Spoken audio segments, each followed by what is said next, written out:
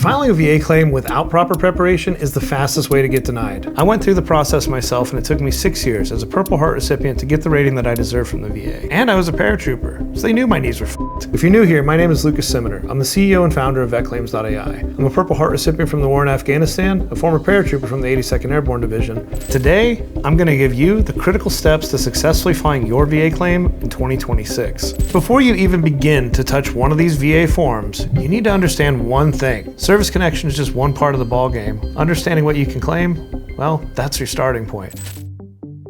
Now you might say this is, well, simple, duh, I know what I can claim, it's what's wrong with me.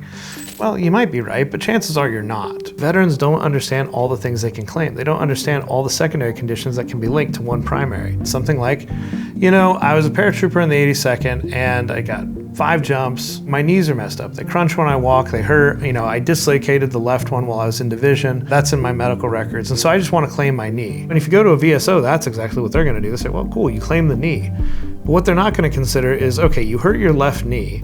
How's your left hip? Left foot? Okay, what about the right knee? Right foot? Right hip? If you dislocated something and you had to have it in a brace, it altered your gait, and your gait is still altered years later. There's a very good chance that if you walk just a little bit funny, if you don't think you do, ask your wife, you probably do. There's secondary injuries, compensatory injuries, right? From when that other side of your body had to compensate for the hurt side not being able to move normally. It's a natural thing that happens even to the healthiest and most fit of humans.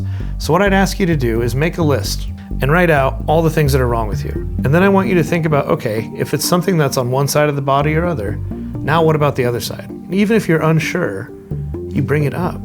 Is there a disability that's going on there, an injury that's going on there? And is it to a degree where the symptomatic manifestation, how the symptoms present, will get rated going off the VA schedule ratings? And if so, guess what? You can claim it. Now I know I just said a whole lot, and if this sounds intimidating or overwhelming, that's exactly why I built vetclaims.ai, to help veterans navigate this complicated and bureaucratic process and quickly get access to the benefits that they've earned and that they deserve, without losing their back pay, which is critical to get the financial stability that they need to grow. So, Nexus letter, is it a real thing? No, it's not. If you go into M21-1, which is the VA's own policy on how VA claims are adjudicated, or 38 CFR sections 3 and 4, which is the federal law that covers how VA claims are adjudicated and how the VA operates. If you try to search for the phrase Nexus letter, does not exist. I do have to clarify that when I use the word nexus, all that means is the connection between one or more things. Now, the VA claims industry has taken the word nexus and somehow used enough propaganda, I guess, to turn it into this phrase of nexus letter. And then people go forward and they think, well, a nexus letter is this thing that has to be written by a doctor that most certainly connects my injury to my service. So what is a nexus letter? Well, it's a letter that you, a doctor, your friend, your dog could write. And if they use credible supporting documentation like peer-reviewed medical journals or EPA reports or base housing reports or anything else under the sun that can be independently verified and validated, it is a nexus letter. Don't fall for the phooey. You don't have to go to some firm that's going to send you an outsourced doc, or nor do you have to pay some outsourced doc to get a magical letter, because one you're going to write on your own if you do the proper research is going to be far more effective and far stronger. For example, when I was going through college, I started suffering from horrible migraines. I didn't think it was connected to service because my TBI was about 2 years prior to me going to college. But as I was going to school, these migraines literally would hit in the middle of class. I'd have to leave school, go sit in my car, walk to a bathroom. These things were incapacitating and I didn't understand it. Well, luckily for me, I was in nursing school and I started doing research. I talked to some of my professors, and ultimately what I found is that most of the studies that were happening and showed that it could take years for the brain to start healing. It also could have been scar tissue inflaming. It could have been any number of things, but at no point did it become something that I couldn't connect to service. What am I doing in nursing school? I'm leveraging peer-reviewed medical journals to write my papers. Okay, I'll just do the same thing for the VA. So what did I do? I leveraged a peer-reviewed medical journal that showed the comorbidity rates and the causation between TBIs and migraines, especially in global war and terror vets. When you do that, the VA rater has to look at this and say, well, do I think I'm smarter than the Harvard Medical Review? Probably not. Are they gonna fight it? No, because they're gonna lose. Then it got approved. And there's literally a thing called the benefit of the doubt doctrine. So essentially, if the chances are 50-50, the VA has to grant in your favor. Now, does it always work that way? No. That's why the appeals system's backed up. Section 2. Veterans, you gotta gather all your medical evidence, man. I don't know what to tell you. So many vets, they read somewhere, the VA has a duty to assist. Yeah, the VA is supposed to gather medical records for you. They're supposed to put evidence together. They're supposed to help you put it all together. They don't. And if you think the local VSO is going to, you're gonna go in, you're gonna tell them the 2 things that are wrong with you, and you're gonna write down the 2 things that are wrong with you on a piece of paper with no substantiating evidence and no backing, no connecting the dots, no narrative, and you're gonna get the result that every other veteran gets.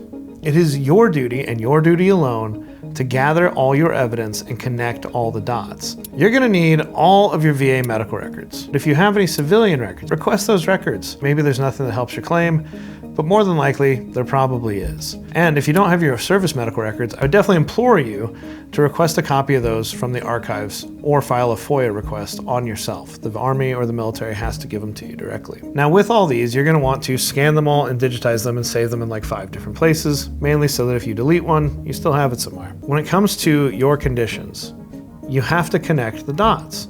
The first is through Nexus letters. Like I gave in my example, migraines secondary to TBI. It connects the how did the service-connected injury cause this secondary injury, but it doesn't really tell the service story, nor does it tell the narrative of your current life and the day-to-day impact that these symptoms have on you. And that is where your statement in support of your claim comes into play. A lot of veterans will overlook this and they'll put on the statement in support of the claim, otherwise called the SISOC, straight up like almost like it's a second Nexus letter. Well, the TBI caused my migraines, and the TBI was caused because I got blown up in Afghanistan. Point blank, period, simple, end of day, Rangers lead the way, problem solved, problem staying solved. But that's not really gonna get you where you wanna go. What you have to do is say, hey, in Afghanistan, I was blown up, I got a TBI, I'm already service connected for it at X rating, whatever. Now, down the road, I've started to develop consistent migraines. Now, the way that these are symptomatically manifesting or appearing in my life and affecting me is as such. It's causing me to leave work early, it's causing me to call out of work, it's causing me to have diminished quality of life, economic instability, I might lose my job from it. These are the ways in which it's affecting me every week of my life. And on my worst days, it's like this. And so for each disability, it should be a bit of a paragraph, right? Force them to read it, they're getting paid. Now that's not saying make a whole page about each disability or go crazy, but 3 to 5 sentences, completely fine. More than likely you can get it done in 2 to 3, and that's ideal. Talk about those things. So when it comes to SISOC, statement in support of the claim, and connecting the dots, remember these. 1, how is the injury connected to service? Is it a secondary, a primary, an exposure? Is it part of the PACT Act, presumptive? What have it?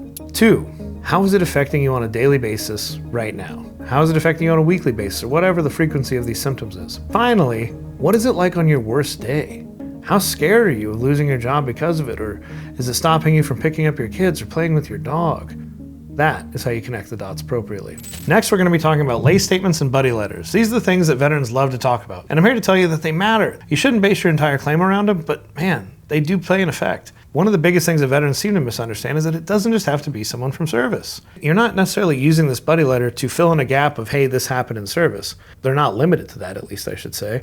You can be using a buddy letter to say, hey, we already know this is connected to service, but this is when it started and this is how it manifests now. One of the biggest examples of this is sleep apnea.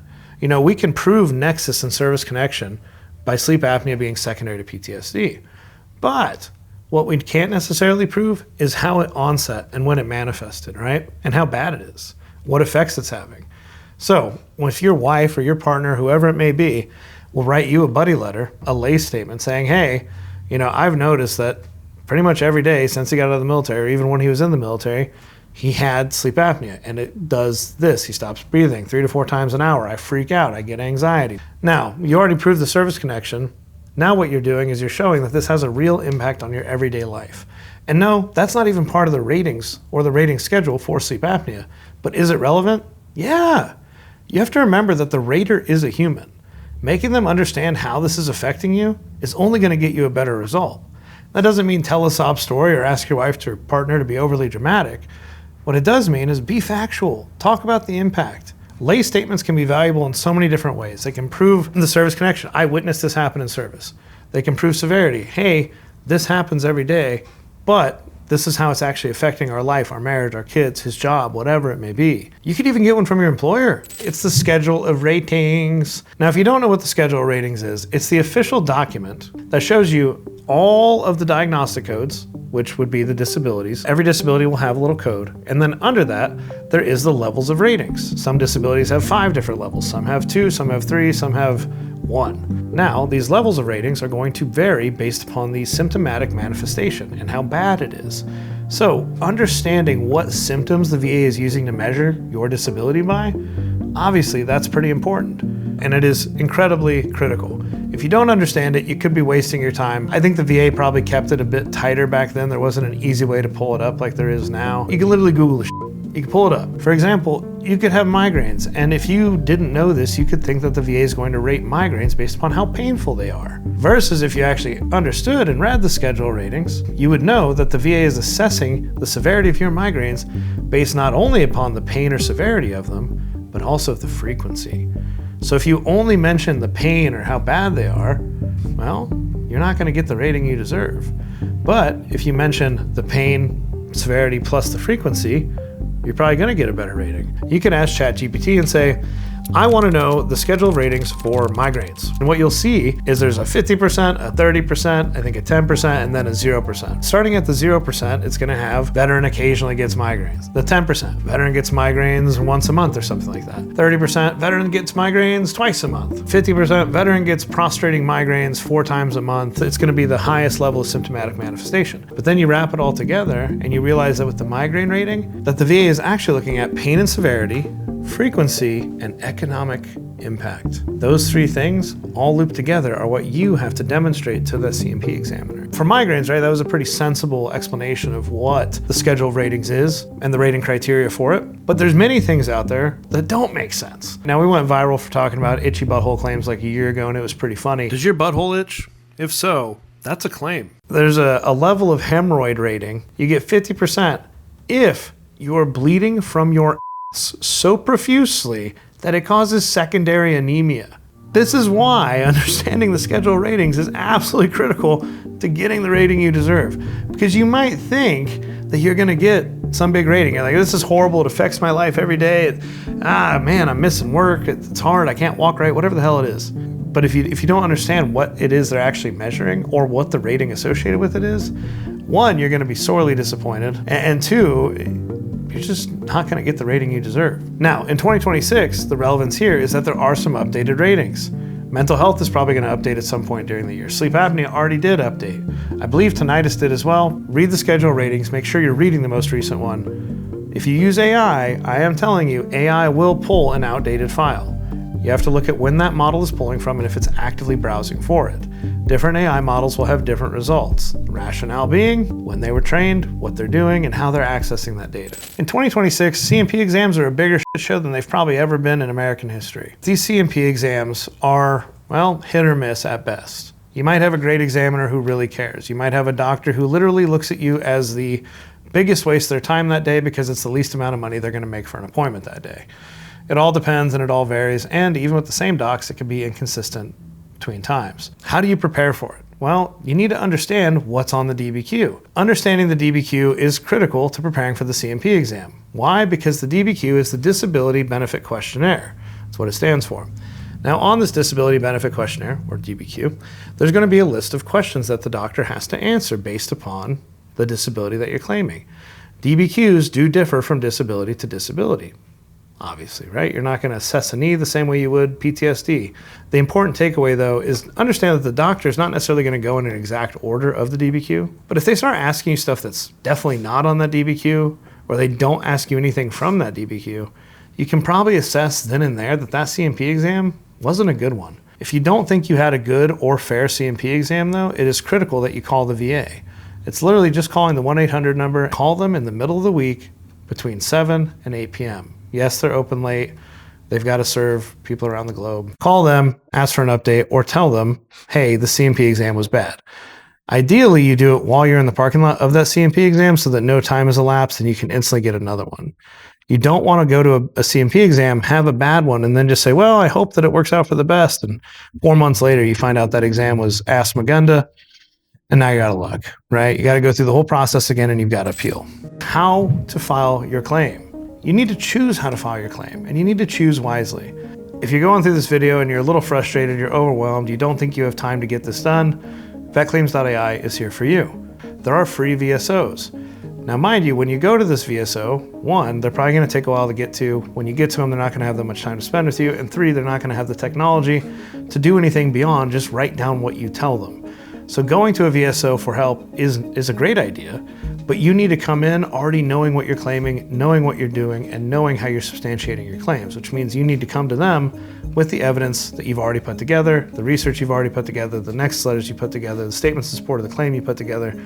And I'm going to tell you that what we've unfortunately seen, as much as we put out these educational videos, a lot of people will take what we do, they'll put it together, and then they'll ask a VSO, hey, can you at least file this for me so you can keep eyes on it? Because VSOs unfairly have access to VBMS, which is the government's computer portal essentially into the Veteran Benefit Management System. That's what it's called, VBMS. And the VSOs will turn that veteran away and say, I'll submit the claim, but the rest of the like there's not a form for it, it's not a thing, supporting documents. And it's wild because they are just stuck in their ways and they refuse to admit that what we do actually works better. We have the data at scale to prove it. So be prepared for upsets, be prepared for frustration, be prepared for your typical government employee experience. That's what's going to happen when you go to a VSO. The major key to successfully filing your claim in 2026 is understanding what you can claim, understanding how to claim it, putting all the evidence together so you can substantiate it and make a clear, concise, fully developed claim put together, and connecting all the dots for the VA rater. If you do all this and then you submit it properly, you will win the day. And if you don't win the day 100%, you will at least have a very, very good starting position for the appeals process. For more information, go to vetclaims.ai. My ultimate mission is to get each and every veteran out there to be able to take bets on themselves. And I want each and every one of you to get to a place of stability, ambition, and comfort with yourself, your health, and the wealth that you want to develop to go take bets on you.